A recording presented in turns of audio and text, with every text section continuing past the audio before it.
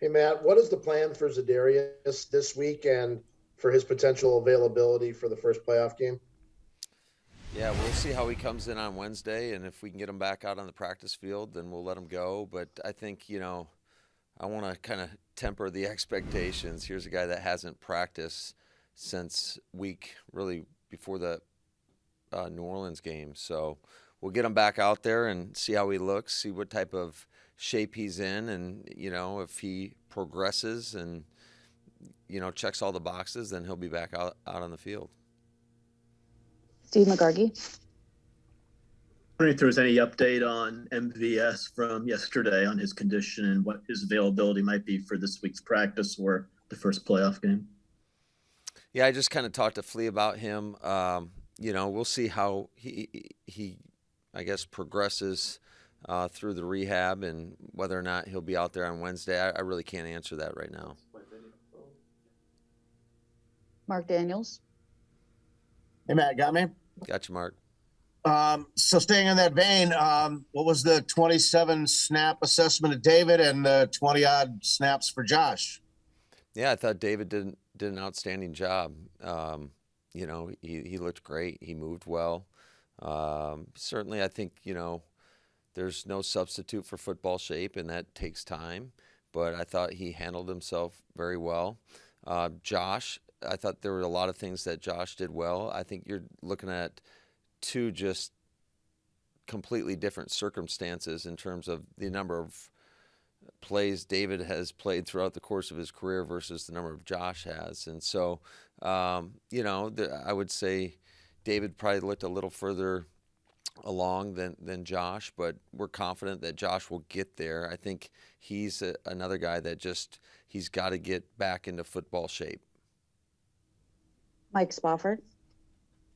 Matt, obviously, after the game yesterday, you weren't happy with what you saw on defense. After reviewing the game, what concerns you the most, and how do you go about addressing that during these practices this week when you're not game planning? Well, I would say this. The thing that's encouraging is that I believe that all the mistakes are very correctable.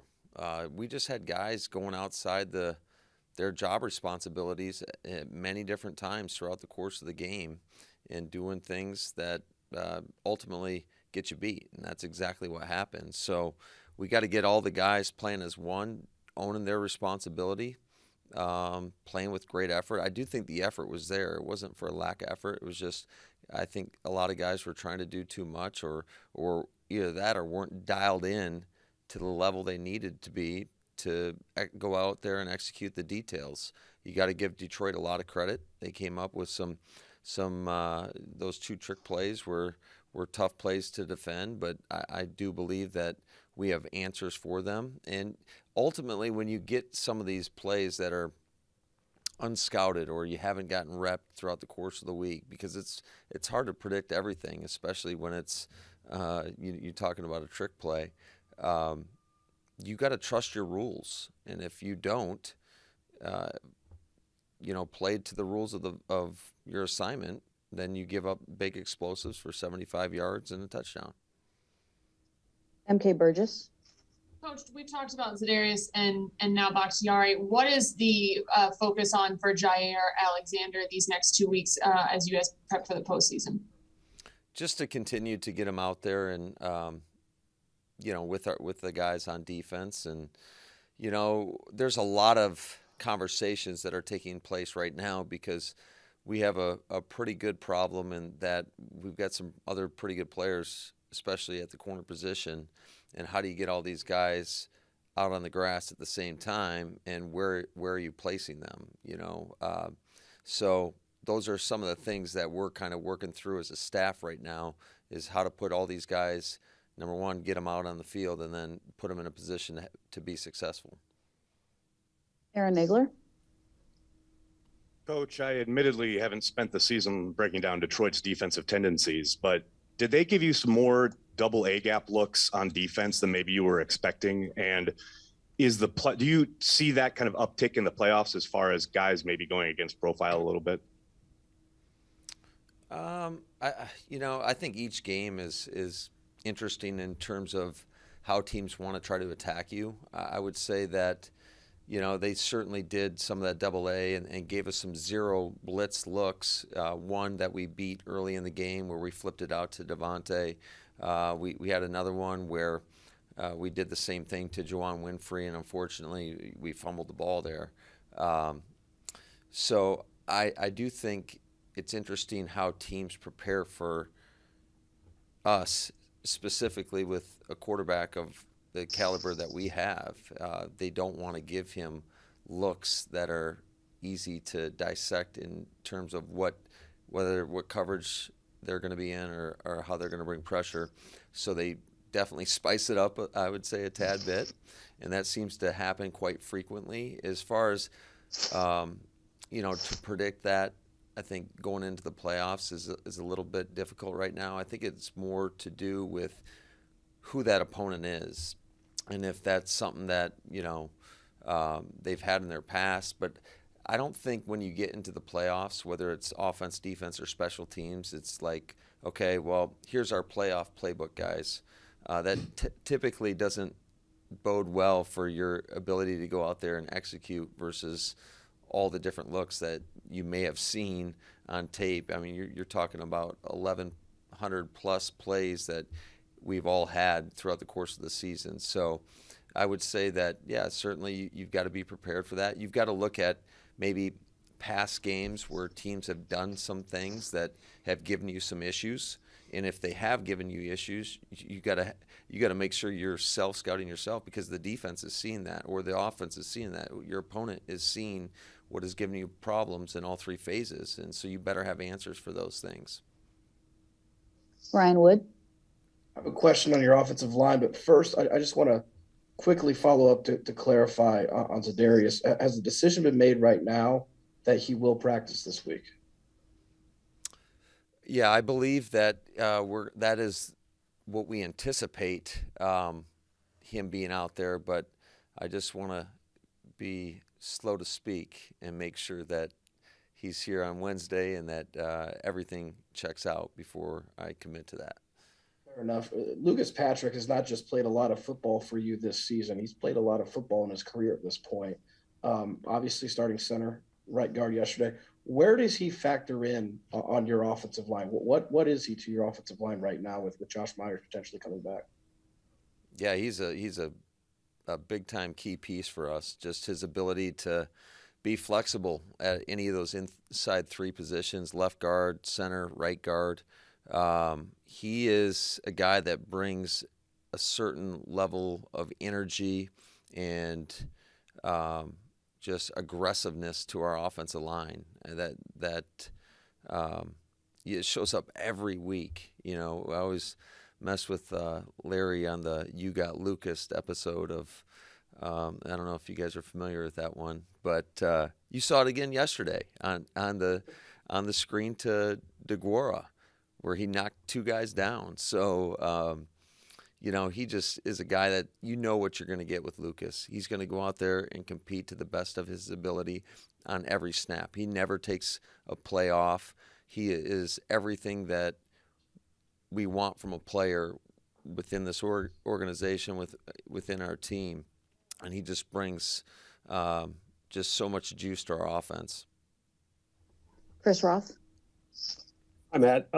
Some more interest today about Nathaniel. Apparently the Broncos interested in him. Do you anticipate any more requests for him to be interviewed this week by other teams? And then also anybody else on your staff getting interest? And would that have to be this week? Yeah, I would anticipate more interest in Nathaniel if teams are doing their homework. I think he's definitely deserving of at least being in the conversation with everybody and getting an opportunity to present what he's all about to all these teams. So I know if I was leading the search, he would be high on my list. So, and then as far as other staff members, yeah, I would not be surprised to see some other guys get some looks, some opportunities. That's what happens when you win. And we've won a lot of games around here. And we've got good people here that come to work each and every day with no agendas other than trying to provide as much coaching and support for the guys in their room, and they do a great job of that. And I'll tell you what, I know that we wouldn't be where we are without every member of our staff. Just their ability to work well with one another, I think that's so imperative. And these guys attack it the right way, with the right mentality, and all they're trying to do is like I said, be their best for their players, for our players, for our football team and organization. Tom Silverstein. Hey, Matt, how tough is it when you've got a lot of continuity throughout it, and then all of a sudden you get these four guys who are your star players? You made sort of a reference to it in you bringing them back. What do you do to get them integrated, and do you have to temper your expectations with all of those guys? Yeah, I think so to speak. You absolutely have to. I know everybody gets really excited. I've got to fight it myself, but ultimately, you just got to see how everything works together, how it all meshes together, because the continuity piece is absolutely critical. I think whether you're talking about offense, defense, special teams, within our own staff, how everybody plays off one another. And, the biggest thing for us is obviously we want to get our best players out there, but we want, ultimately, they got to know what to do. They got to bring great energy and effort on every play. We got to get these guys back into football shape. So that's what we're really going to focus on, I would say, over the course of the next 2 weeks, is just, again, trying to get the right 11 on the field and making sure that we get every ounce of energy on every snap from whoever those 11 guys are out on the field. Wes Hodkowitz. Hey, Matt, Josiah, the 62-yard tight end screen was something in and of itself, but he also made a couple key blocks, it's with the run game. Just how have you sort of seen him kind of come together here during the final stretch of the season, and some of the things that he can do for you on this offense? Yeah, Josiah is definitely been getting better and better each and every week. It's such a credit to Justin Outen. I think he does an outstanding job with that tight end room. All those guys, you can always count on them going out there being well prepared and going out there and executing to the best of their ability. But I think Josiah has done such a great job. You mentioned, obviously, everybody can see the big splash plays, but his ability to shoot, he took a pretty hard shot earlier in the game on when we ran our triple slant concept. When he didn't get the ball, I thought that was a borderline defenseless receiver in that instance, but he responded from that and got back up. And, I thought he just played probably his best game this season. Jason Welding. Hey, Matt, you were in this exact same situation last year, obviously. What did you learn in terms of how you wanted to approach the week from a coaching perspective and also from a scouting perspective? I mean, you're going to face the lowest seed remaining. It could be the Rams or could be one of those other three teams. What was your approach last year, and how might you be using that to be better this year? Yeah, I would say we were pretty happy with how we did it a year ago. We were very efficient with our time, with our players, with our coaching staff. We're not going to cut any corners. We're going to make sure we do a great job first and foremost with our self-scout, and then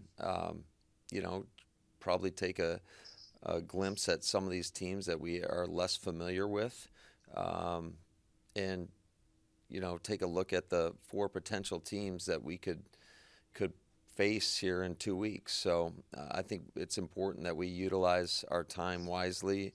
Like I said, be efficient with it. We'll get our 3 good days of practice in, and they're not going to be long practices, but we're going to get back outside. Obviously last week we spent all week indoors, so want to get our guys back acclimated to the different climate. It's going to be pretty cold, I suspect. I haven't done my research on the weather report this week, but I know when we got off that plane last night, it was pretty cold here. So, it'll be a good 3 days, like we talked about last night. Getting some of these other guys kind of back in the fold. Just want to make sure our guys stay sharp mentally, and then get as much conditioning in as we can, while also getting the rehab or whatever it may be to get everybody back to as full strength as you could possibly be. Steve McGargy. Just one other injured player, Billy Turner. Do you anticipate him practicing this week? Again, until we get to that point, I do think he'll be back at some point this week, but as far as will he be out there Wednesday, I'll be able to update you guys with that on Wednesday. Brian Wood. You said so many nice things about Lucas Patrick that I thought I'd ask you about him again. With all that he has done, is he a playoff starter for you? Is whether that's center, right guard, you anticipate him being on the starting offensive line, or is he a guy that, because of that versatility, you kind of project he'll be more of a depth guy to give you depth there? Well, I'll tell you this. We've got some tough decisions to make right now, and these are good problems to have. Certainly the more depth you have, it gives you a lot of flexibility in regards to where you want to go with that. But I would certainly see Lucas being one of the five. I think he's performed at a high level and done a great job and done everything we've asked him to do. Coach, going and looking at Jordan's film from yesterday, obviously moved the ball, scored some points there in your second half. How hard is it to impart to a young quarterback how important it is to take care of the football? We've seen this now a couple of times with Jordan, whether it's in the preseason, then yesterday, pressure in his face, throwing off his back foot, etc. Obviously, the reps are invaluable, but how hard is that lesson to learn without live reps? Yeah, I think that's something that you almost have to just go through, knowing when to either throw the ball away or take a sack or whatever it may be. I think when you're talking about just the interceptions yesterday, obviously the first one was the ball got batted at the line of scrimmage, and then we had an opportunity to catch the ball, and it got bobbled up and it got picked off. And sometimes I don't know exactly how to prevent that from happening all the time, especially when a ball gets batted at the line of scrimmage, other than just making sure that your timing is right from a quarterback standpoint, that your eye progression is right from a quarterback standpoint. And then the other one, you're talking about a 2-minute situation. Obviously, I think there was less than 30 seconds at that point in time and we just burned our last timeout. So a sack there will essentially end the game. So unfortunately, we had pressure in his face, and I think that is one where he has to get the ball out. And sometimes you make an accurate throw with pressure in the face, and sometimes you don't. And unfortunately, that one sailed a little bit and was picked off, and that was the ball game. But I think every opportunity that he gets to go out there and compete, I think is a great, valuable learning experience for him. And I know I probably didn't answer the question the way you'd like me to, but I just think sometimes these questions are very difficult to answer because it's so predicated on the circumstance of the game. And all we try to do is try to coach the quarterback on three things every play: decision-making, timing, and accuracy. And with that, I think that's all you can really do to help him be a consistent player, because I do think the foundation of quarterback play starts with those great fundamentals. It starts with making sure your footwork is flawless, that your eyes, that your footwork kind of takes your eyes, and through your progression, you're making the correct decision. And then the accuracy many times is just making sure your body's in the right position to be able to deliver the ball, with pinpoint accuracy. So we'll continue to work with that. With him on every rep that he gets, whether it's in a game or in practice. Mark Daniels. Yeah, hey, Matt. I want to go back to what kind of Tom was talking about, in integrating these guys. You knew you had the late bye. You knew you had a lot of key players that were rehabbing. When did you really start? You had to start envisioning or planning for their return at some point, certainly before this week when David and Josh returned.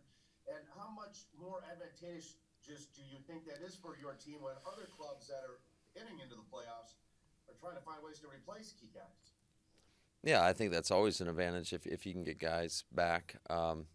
It's been a kind of a weird year, I would say, in terms of when we expected to get some guys back, and you start planning for that, and then they don't come back, and then it just So I think, yeah, you always are mindful of it and how you're going to incorporate these guys back into the team. But I think until you get to that point where they get the clearance from our medical people, I think it's really hard to do, because it kind of, you start spending too much time and energy on how you're going to incorporate them back in, and then all of a sudden they're not there.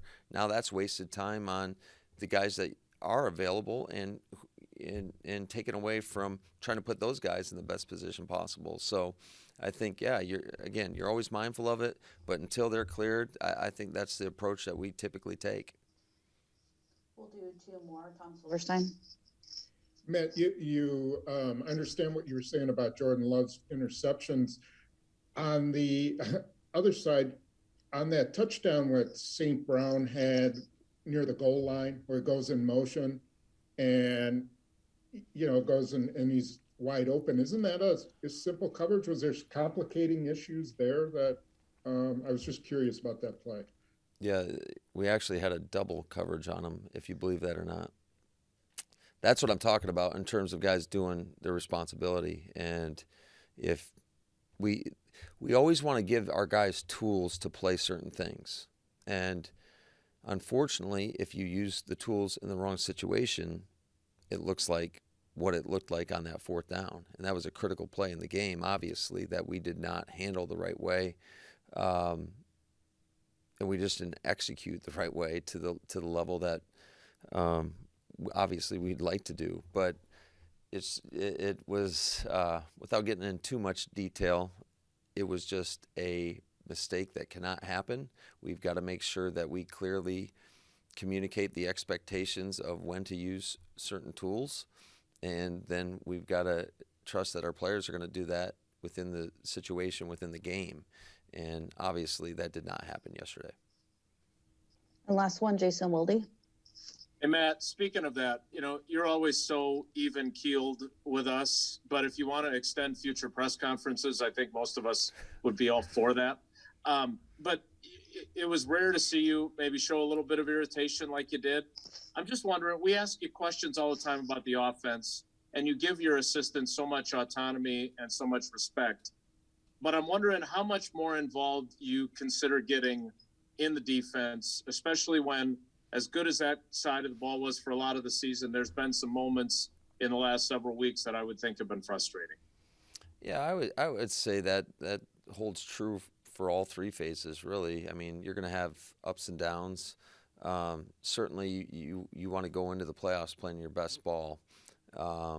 And obviously, we didn't do that yesterday, really, specifically on offense and defense. There were some good moments, and then there was some stuff that obviously just can't happen. Otherwise, you're going to get beat. But I would say that, like, I am involved with our defense. I sat in there with them this morning and watched all the tape, and we kind of talked some things through. And I'm always trying to look at it from a different lens, from maybe if we were game planning against them, some things that potentially that I see, where the holes are, how we might want to attack certain coverages or whatever it might be, some of the looks that we give.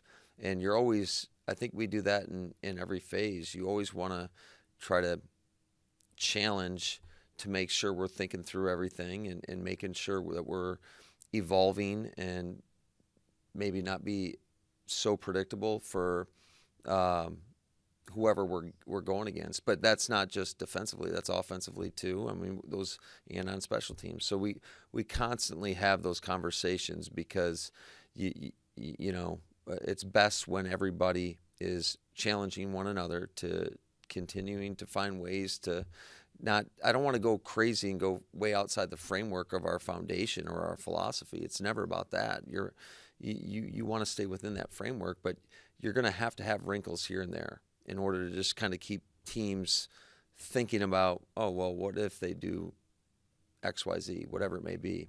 But no, there was really good dialogue in there. That's why I'm not overly concerned, I would say, that a lot of these mistakes that happened yesterday aren't fixable. And I'd rather have them come up in that game than in a future game. So obviously we've got a lot of work in front of us, and we're going to have to put the time and effort in order to get some of these things corrected.